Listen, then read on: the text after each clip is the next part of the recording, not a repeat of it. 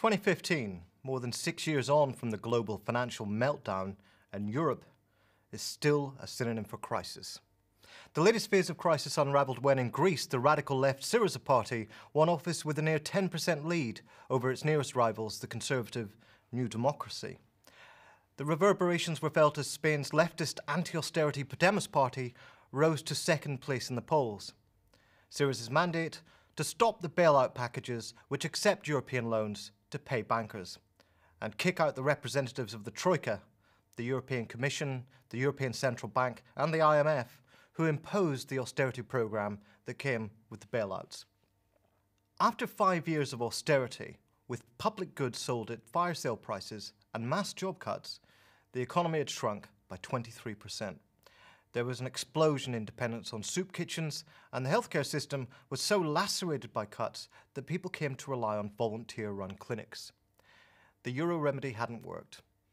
So how would the media handle this latest turn in the crisis?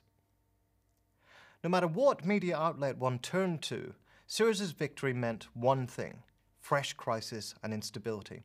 This was the message from the Financial Times to the Washington Post and the Wall Street Journal.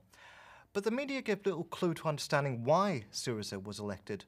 Reuters, for example, still refers to the bailout money sent to Greece as aid, as if to imply that it was some sort of humanitarian gesture.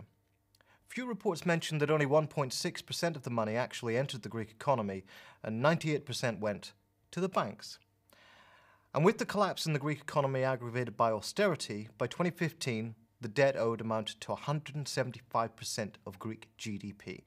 As even the pro-EU business magazine The Economist acknowledged, this was simply impossible to pay. Yet the European press rallied against Syriza. The German newspaper Die Zeit was rattled but confident, gloating that Syriza leader Alexis Tsipras would now have to face reality, since Greece needs money fast. He would have to accept the bailout, strings attached. Die Welt was more unsettled by the new government, and particularly its charismatic finance minister Yanis Varoufakis, whom it called an academic ruffian, while the Journal du Dimanche referred to him as Monsieur Catastrophe. The French newspaper Le Monde aligned to the Socialist Party leadership, having predicted that a Syriza victory would send Greece on a spiral of failure, went on a mission to vilify the new government. Leading the charge was columnist Arnaud Leparmentier, who insisted that the Greeks were fraudsters and victims of themselves, not of Europe. Besides, giving in to them would only open the doors to other populist forces such as Podemos in Spain. The Spanish press, duly frightened of a possible Podemos victory, has also joined in the attacks. Tsipras is a political adolescent, the centre-left El País warns, whose clumsy strategy shows that Syriza and Podemos have no solutions. In another article denouncing the Greek masquerade, it claimed that the Troika was right to try to impose structural reforms and that Greece was inept in implementing them. In another piece, it denounced Syriza as part of a populist trend alongside the fascist Le Pen in France. The same newspaper stresses, lest anyone get any ideas, that Greece and Spain are not the same. Nevertheless, it's sufficiently worried by developments to urge the European leadership to help Greece restructure the debt enough to make austerity more palatable. The right-wing national daily ABC lamented, "Populism takes over Greece." The conservative Madrid newspaper La Razón exclaimed "desgracia," a pun meaning disgrace, and wailed, "Greeks run headlong into the populist abyss." But none of the newspapers could outdo the mortal dread of the country's conservative Partido Popular, which reacted to Syriza's victory by comparing it with ETA, the Catalonian paramilitary movement. But to understand why the European media have reacted in the way that they have, one must understand how they have collectively constructed the crisis that has afflicted the Eurozone, beginning with the global financial meltdown and its fallout. The origin of Europe's crisis lies in the banks. In 2008, investment in risky subprime mortgages were exposed as junk, and a chain of interlinked, highly exposed banks started to go broke. Banks stopped lending to each other and to businesses, and soon the financial system froze up. That was the credit crunch. But in rescuing the banks and managing the ensuing global recession, national states, led by the United States government, absorbed the bankers' debts. Part of this meant taking on the debts of private financial institutions, including those made to poorer southern European states, whose debts had suddenly become unmanageable. This was the sovereign debt crisis, and leaders of the EU decided that the problem was not the global financial meltdown, but the South's unsustainable spending habits and a bloated public sector. They offered loans to cover the debts, but in exchange for what they called structural reform.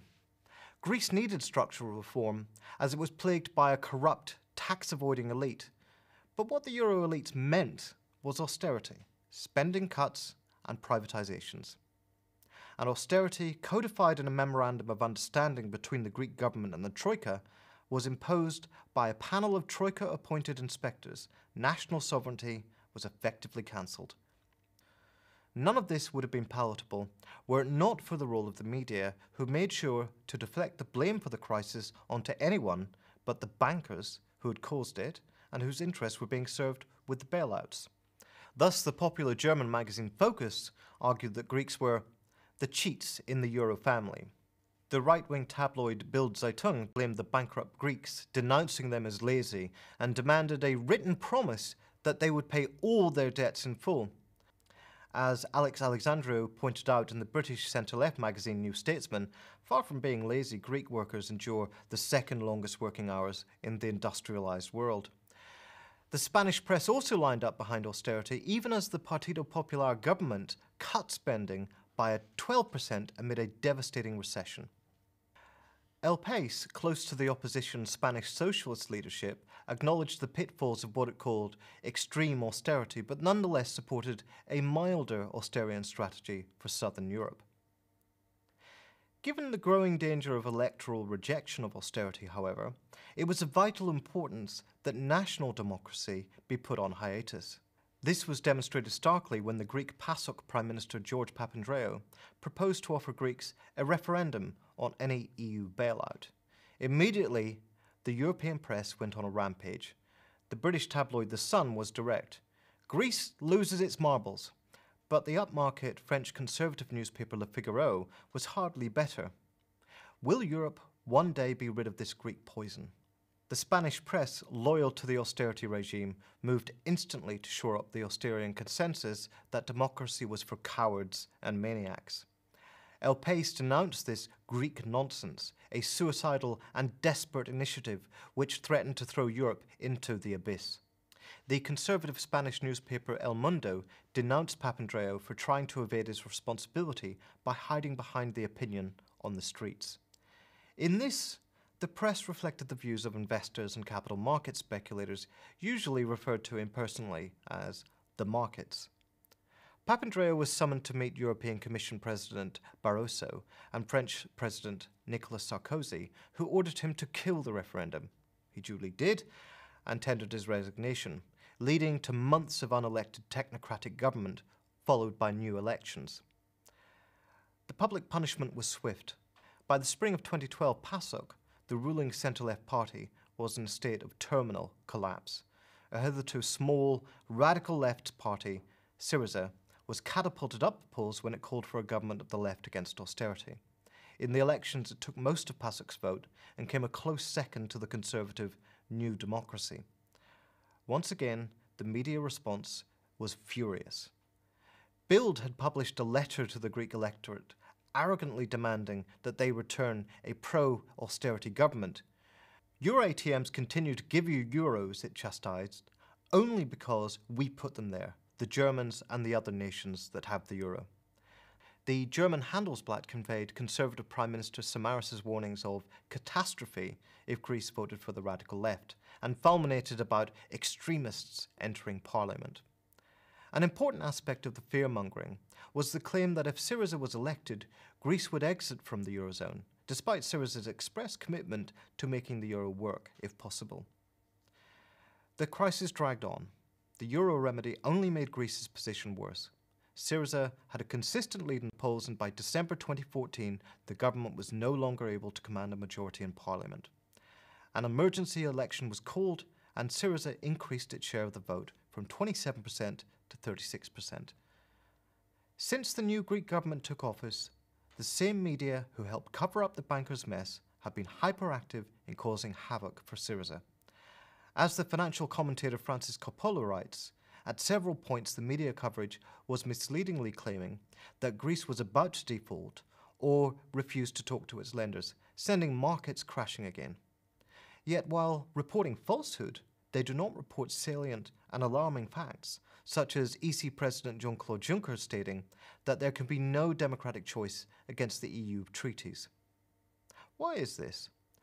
Several studies of the European press coverage found that they overwhelmingly reported the views of politicians and bankers in explaining the crisis, aligned with the policy of national elites, and strongly favoured more EU control over national budgets.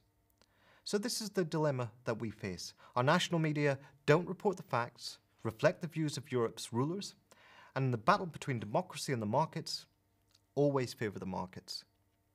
In moments of crisis, we are supposed to turn to the media for guidance. That is our access to the public sphere. But what if the media is part of the crisis?